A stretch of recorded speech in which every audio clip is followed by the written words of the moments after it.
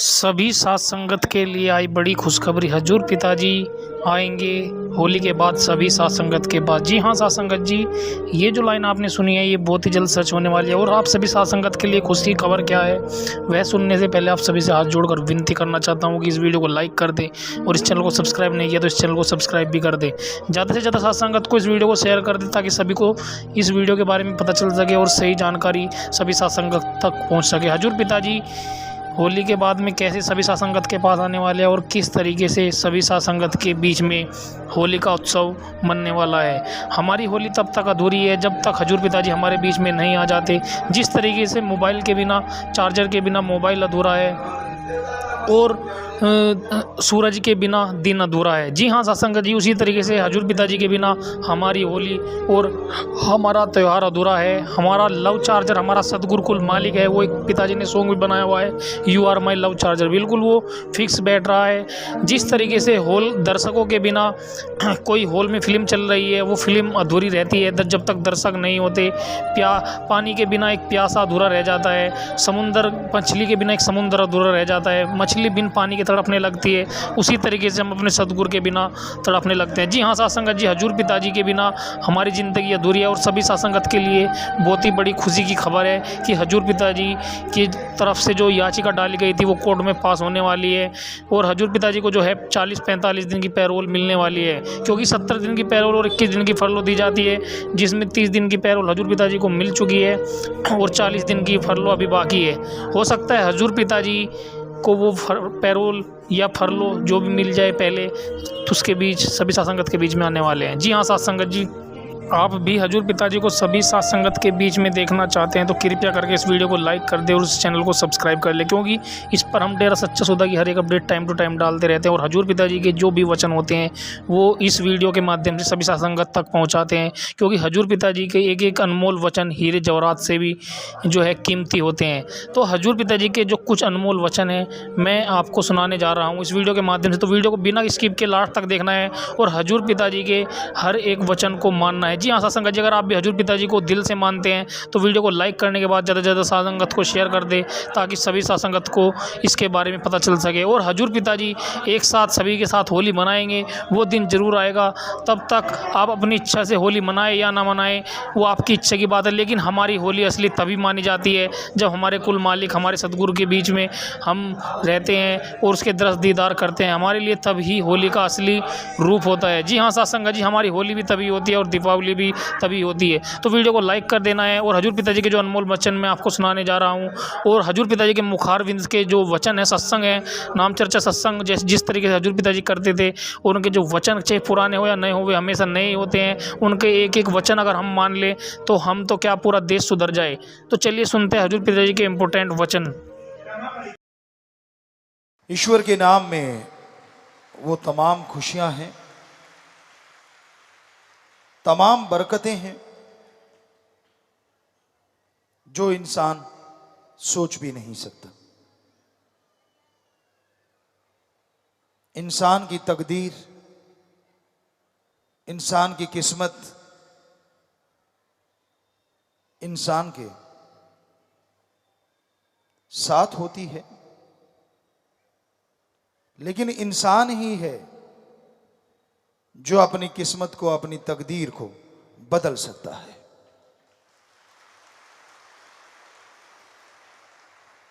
लोग ये कहते हैं जो भाग्य में लिखा है वही मिलता है,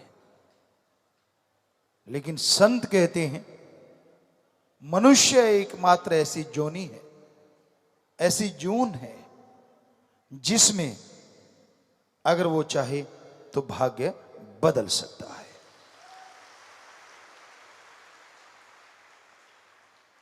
उसके लिए कर्मठता,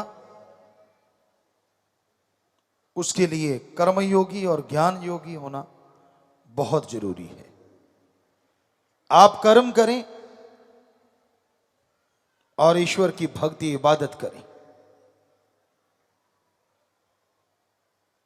उस मालिक के नाम के साथ साथ अच्छे कर्म करो,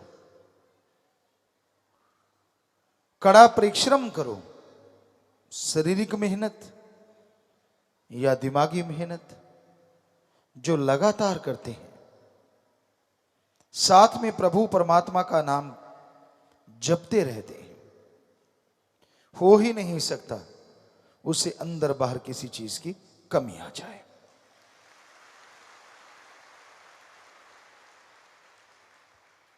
इंसान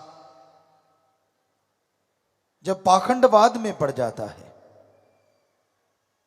इंसान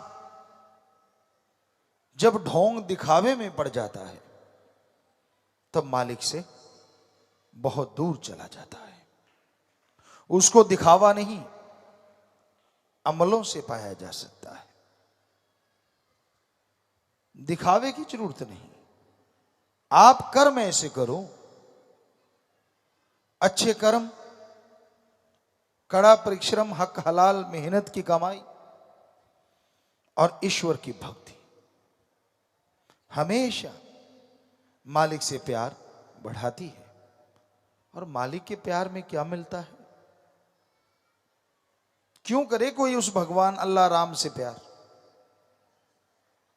इंसान है तो इंसानों से प्यार करता है। इंसानी प्यार गलत नहीं, लेकिन उसमें हवस ना हो। इंसानी प्यार एक हद तक साथ देता है। विचार नहीं मिलते तू कौन और मैं कौन, थोड़ा झगड़ा हुआ तो तू कौन और मैं कौन। कि मालिक का प्यार ऐसा क्या है जो किया जाए और क्यों किया जाए। इंसानी जीवन में दुख आते हैं, सुख भी आते हैं, ये तो आप मानोगे। हर दिन एक जैसे नहीं रहते, ये भी आप मानोगे।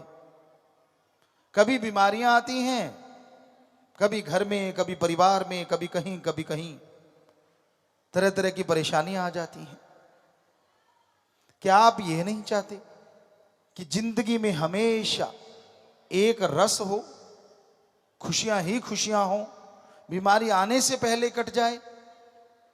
कभी उतार कभी चढ़ाव, कभी उतार कभी चढ़ाव, ये जिंदगी का एक अंग है। पर अगर प्रभु से प्यार किया जाए तो वो ऐसे रंग से भर देता है कि कभी पतझड़ नहीं होता। फिर तो मालिक से प्यार करना चाहिए ना। और हैरानी ये है, आप जिससे भी प्यार करते हो कुछ लेते हो, कुछ देते हो। कोई सत्संगी भाई बहन होंगे जो बेगर्ज प्यार करते हैं, अदरवाइज रिश्तों में भी लेना देना लगा रहता है। और हैरानी ये है, प्रभु आपसे कुछ लेता नहीं और देता ही देता है, देता ही देता है। क्यों ना करें उससे प्यार? तकलीफ क्या है जो सारी तकलीफों को मिटा दे, जो पहाड़ जैसी बीमारियों को कंकर में बदल दे, जो हमें गाइड करे कि हम परमानंद में कैसे रह सकते हैं, बेगमपुर के बादशाह कैसे बन सकते हैं। उससे प्यार क्यों ना करें? और उसी के प्यार में लज्जत। दुनिया में रहते आपको जो भी स्वाद अच्छा लगता है, मीठा, कड़वा, नमकीन, जो भी अच्छा लगता है, अलग अलग टेस्ट होता है। किसी को नमकीन अच्छा लगता है, किसी को मीठा अच्छा लगता है। पर वो मालिक के प्यार ऐसा आनंदमय है, ऐसा खुशी देने वाला है, ऐसा लज्जतदायक है कि अगर आप उससे प्यार करेंगे, चाहे आपका टेस्ट कैसा ही क्यों ना हो, वो उससे अरबों गुना ज्यादा आपको प्यार और वो मजा देगा और वो परमानेंट रहेगा। बार बार खाने पीने की जरूरत नहीं पड़ेगी। तो क्यों ना करें प्रभु से प्यार? क्यों ना करें अल्लाह राम से प्यार? करना चाहिए।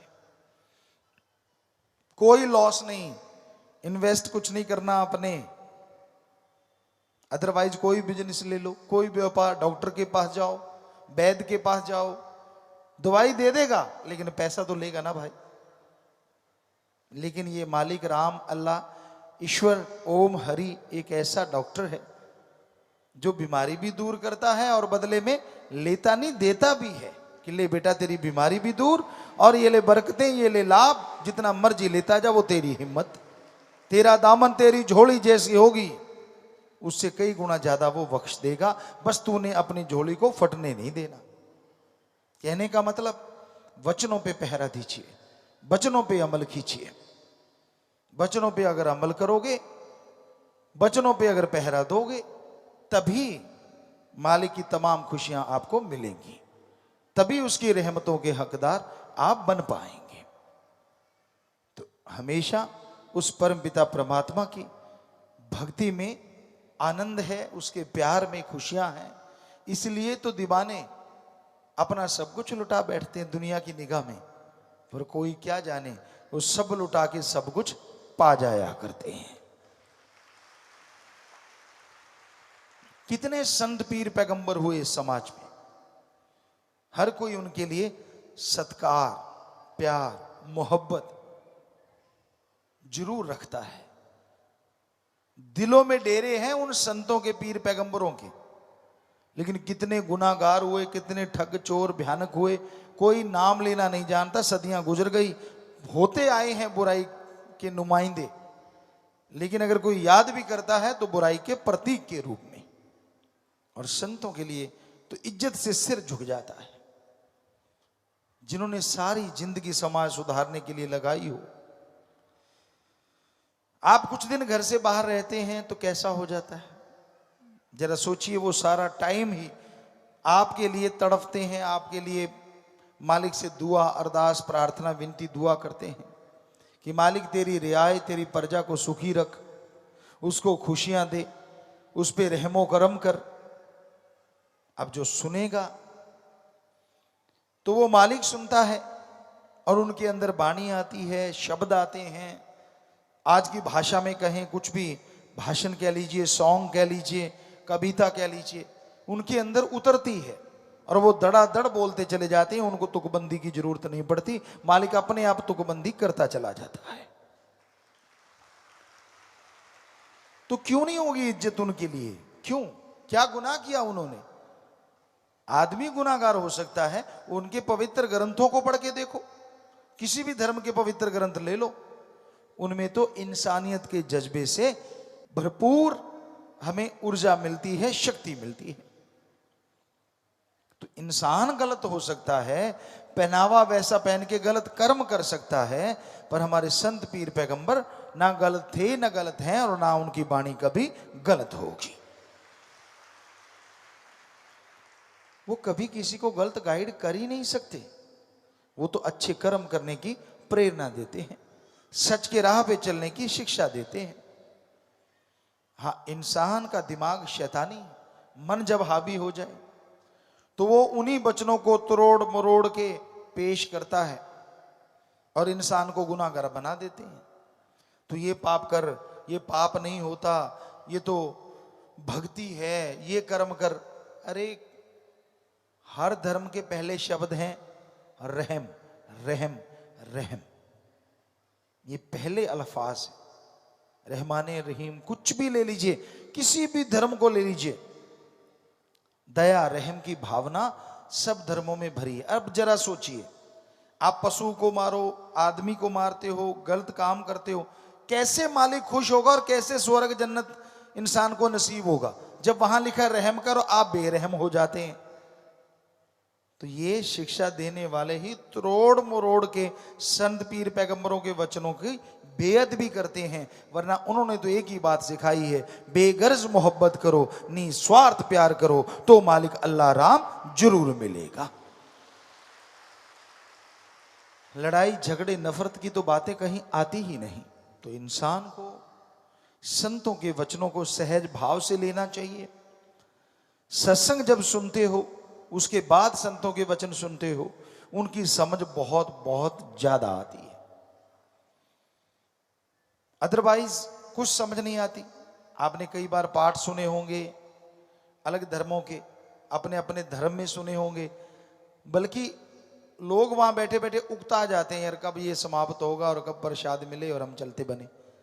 सबकी निगाह प्रसाद में ज्यादा होती है, पढ़ने वाला क्या गा रहा है, क्या बोल रहा है, उसकी तरफ किसी का ध्यान ही नहीं होता। तो क्योंकि समझ कुछ नहीं आती, और पढ़ने वाले को भी होता निपटा दूं बस, निपटा दूं बस, निपटा दूं। उसको कोई मतलब नहीं सामने वाले को समझ आए ना आए, उसने तो अपनी ड्यूटी बजानी, अपना काम निकाला और चल भाई। तो ये अजीबोगरीब मंजर इस कलयुग में आश्चर्य की बात नहीं है, ऐसे आम बात है। आश्चर्य की बात है, यहां बैठो और आपको राम की बात समझ आने लगे, वो आश्चर्य है, क्योंकि यही सच्चा सत्संग होता है। सीधी सादी भाषा, उन्हीं शब्दों को, उन्हीं के पवित्र वचनों को जब सच्चा संत सुनाता है तो वो उस दौर की भाषा के अनुसार सुनाता है और लोग सुन के जल्दी अमल कर लेते हैं और खुशियों से माला माल हो जाते हैं। वचन वही होते हैं, पर उस समय के वचन किसी और अंदाज में कहे गए। आज का दौर कुछ और है।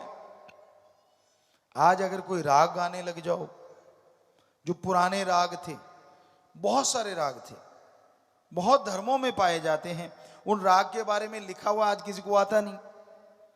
पौड़ी गवारे की फलां फलां, अब आजकल किसी के पल्ले ही नहीं पड़ेगा वो कौन सा राग था। तो इस तरह के राग जो लिखे जा चुके हैं, जो आज के बच्चे जानते नहीं उनका नाम, कैसे गा लेंगे? और गा भी लेंगे तो आंखें खोल के देखेंगे तो चंद लोग बैठे होंगे, सारे खिसक जाएंगे। एक सज्जन ऐसा ही कोई राग सुनाने लगा, उसको लगा मैं सुना के छोड़ूंगा।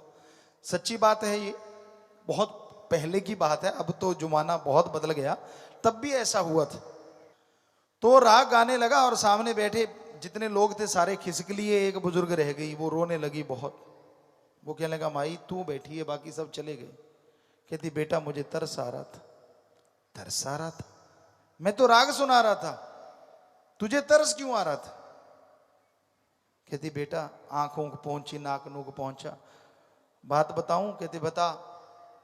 कहते जैसे तू अरड़ा रहा था, रात मेरी भैंस का कटड़ा अरड़ाता रहा, सुबह मर गया, मुझे डर है कहीं शाम तक तेरा काम ना हो जाए, मेरे को तेरे पे तरस आ रहा था। तो ऐसे रागों का ये हाल है आज के दौर में।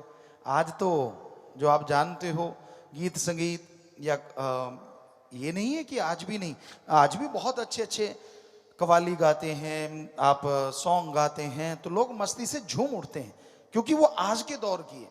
पर उस समय की गाओगे तो पल्ले कुछ नहीं पड़ेगा। तो संत जितने भी आते हैं, जैसा दौर होता है उसके साथ चलेंगे तो समाज को समझाएंगे, क्योंकि उनका काम समाज को समझाना है, अपनी मान बढ़ाई नहीं कि मुझे फलां राग आता है फलां आता है। मकसद है समाज को सुधारना। वो कैसे सुधरेगा ये भी संत की सोच होती है। तो कहते जैसी हवा चले वैसी ओट कर लो। तो जैसा दौर है वैसी भाषा तो प्रयोग में लानी पड़ेगी ना। बहुत लोगों ने पूछा गुरुजी आपने फिल्म बनाई, क्या जरूरत थी? तो और हम आपको बताना चाहते हैं, हर संडे सरसा में सत्संग होता है। आप दर्ज है, आंकड़े हैं, आंकड़े देख सकते हो। फिल्म से पहले हर संडे जैसे सत्संग नहीं था तो लोग 200-400 होते थे नशा छोड़ने वाले, गुरुमंत्र लेने वाले। सत्संग होता तो 2 से 4 हजार होते थे। और आज सत्संग भी ना करें, सिर्फ 2 दिन पहले ये बता दें कि गुरुमंत्र दिया जाएगा, और आज नशा छोड़ने वाले होते हैं 10,000 से 15,000। हमने कोई सत्संग अलग से नहीं किया, हमने कोई अलग से कुछ और नहीं किया, बस एक फिल्म आई है। क्योंकि आज की भाषा है, नौजवान इसी भाषा से काबू आएंगे। उनको समझी तभी आती है, अच्छा ऐसे भी हो सकता है, ये भी हो सकता है। कथा वार्ता जितनी मर्जी करते रहो, झंबाइयां लेने लग जाएंगे। तो इसलिए सत्संग भी छोटा करना पड़ता है, क्योंकि एक तो वैसे अलूणी सिल है, नमक मिर्च तो होता नहीं, फिर भी बीच बीच में लगाते रहते हैं। अभी कटड़े वाली आपको सुनाई, ताकि थोड़ा सा बंधा रहे आदमी। नमक मिर्ची है और क्या है, इसमें कोई बात नहीं है। लेकिन अब बिल्कुल अलूणी सिल जिसमें ना नमक हो ना मिर्च हो, खाना बकबका सा खाना अजीब होता है ना। ये अलग बात है कि कुनैन कड़वी होने के बावजूद छुपे हुए बुखार को खत्म कर देती है, ये एक अलग चीज है। लेकिन वो कुनैन लेते कैसे थे पहले? बड़ा ही मुश्किल था। हमारे दौर की हम बात करते हैं, उससे पहले तो शायद होती नहीं होगी। तो कुनैन का घोल आता था, बड़ा कड़वा जहरीला, और साथ में माताएं क्या करती थी, दूध होता था घर में, सारा दिन जो उबलता रहता है, कढ़ाई वाला कह देते हैं या कढ़ाई वाला कह देते हैं। तो उसमें बहुत सारी चीनी डाल देते थे, बिल्कुल भर देते थे चीनी से। तो उसको घोल के रखते थे। बच्चे का नाक पकड़ा, मुंह में कुनैन डाले, वो चीख मारता, नाक बंद है तो नीचे श्वास चला, तो कुनैन अंदर चली जाती, ऊपर से दूध चढ़ा देते, तब जाके फिर भी आधा घंटा मुंह कड़वे का कड़वा। आजकल शुगर कोटेड कुनैन आ गई है, छोटा बच्चा भी ले सकता है क्योंकि मीठी होती है, अंदर कड़वा। तो वैसे ही संत करते हैं भाई, ये भी शुगर कोटेड कुनैन है। परमपिता जी ने जो शब्द भजन लिखे हैं, अब फिल्में बन रही हैं, ये और थोड़ा सा हनी लेप हो गया, थोड़ा सा और अच्छा लगेगा, जायका सा आता है, और उस जायके में ही काम हो जाता है। हमने तो काम ही करना है, चाहे कुछ भी करें जतन वापिस तो में ले जाएंगे। कुछ भी यत्न करना पड़ जाए, वापिस तो लेके ही जाना है ना मालिक के दरबार में। यही संतों की ड्यूटी होती है, यही संतों का फर्ज होता है। अब किसी बुजुर्ग को अच्छा ना लगे तो ना लगे भाई, तू तो खा पी लिया, अब जवानों को तो संभालना है। कई होते बैठे बैठे यो ना काम अच्छा किया भाई, यो फिल्म वाला काम ना जचे, तेरे नहीं जचता, तेरे पड़पोतों को पोतों को सबको जचेगा, और तू तो तर लिया, उनको तो तरने दे कम से कम। कई बैठे बैठे नाक मुंह सिकोड़ते रहते हैं, उनको पता ही नहीं होता ये क्या है। तो संतों के खेल, तुलसी कहे संत को चीना, तुलसी हाथ कान को दीना, जो कि कहे संत को चीना। तो ये बात ही अलग होती है, उनका अपना तरीका होता है, हर किसी का। हमारा तरीका परमपिता शास्त्र नाम श्याम मस्तान जी जैसा ख्याल देते हैं, जैसी में आवे खसम की बाणी, तैसड़ा करी ज्ञान भी लालो, कि जैसा मालिक ख्याल देते हैं वैसा आपके सामने ज्ञान कर देते हैं। और ये परमपिता शास्त्र नाम दाता रहबर का रहमो करम, कभी भी हम कोई भाषण तैयार करके नहीं लाते, चाहे वो भंडारा हो, चाहे सत्संग हो, चाहे मजलिस हो, एट द स्पॉट जैसा वो ख्याल देते रहते हैं वैसे आपको बताते रहते हैं। शायद इसीलिए हाथों हाथ आप अमल करते हैं तो हाथों हाथ ही उसका असर होना शुरू हो जाता है। बात तो अमलों की है भाई, यहां अमल दिखाया, बाहर जाके कुछ का कुछ खिलाया, तो फिर वो खस्म तो जानता है ना, वो तो अंदर रहता है ना। चालाकी तो उससे चल सकती है, चलो आदमी आदमी से कर सकता है, मैं होशियार हूं उसको पता नहीं चलने देता, पर जो रहता ही अंदर है उससे बताओ कौन सा पर्दा करोगे, वो तो अंदर बैठा है, हर धड़कन में, हर श्वास में है।